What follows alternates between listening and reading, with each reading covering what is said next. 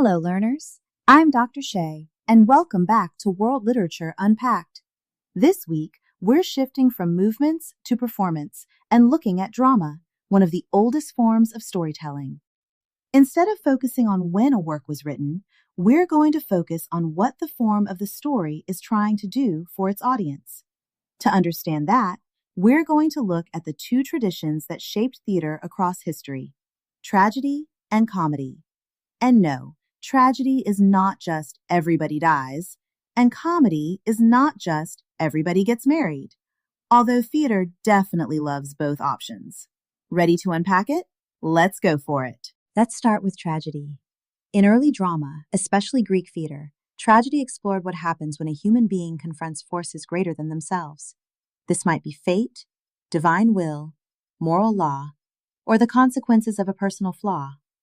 The protagonist is usually someone of significance, whose choices lead to recognition and loss.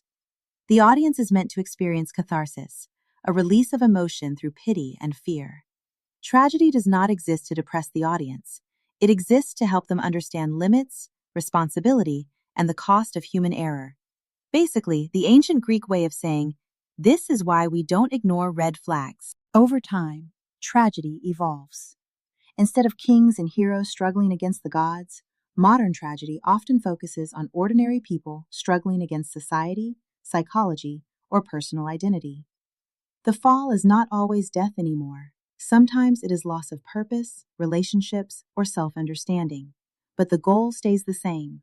The audience still reflects on consequences and human choices, just in a world where the forces feel less divine and more human. Now contrast that with comedy.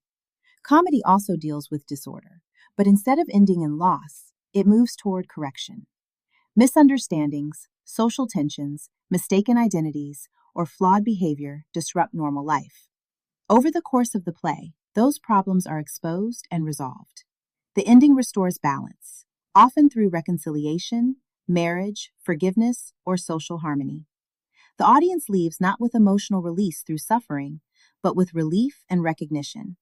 Basically, everyone apologizes and suddenly they're best friends again, like the last 5 minutes of a sitcom. Over time, comedy evolves as well. Earlier comedies often focused on social rules and restoring proper behavior in the community. But modern comedy frequently highlights individual personality, awkwardness, and everyday situations. Instead of resolving everything perfectly, contemporary comedy may leave some problems messy or unresolved, focusing more on recognition than perfection. The laughter still restores balance, but now it often comes from seeing ourselves and our habits reflected on stage, rather than watching society neatly repaired. This week, when you write about tragedy or comedy, focus less on retelling the events and more on how the play creates its emotional effect on the audience. Ask what kind of conflict drives the story, what happens to the protagonist, and what the audience is meant to feel at the end. When you compare two works, look at how those elements change across time. For example, whether the conflict is controlled by fate, society, or personal choices, and whether the resolution teaches a moral lesson or restores social harmony. A strong comparison explains how the genre functions, not just what happens in the plot. As you read this week, think of drama as a conversation across time about how humans deal with problems.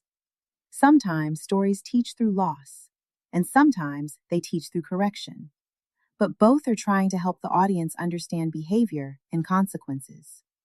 Once you start noticing that pattern, the plays become much clearer and honestly a lot more interesting than just following the storyline.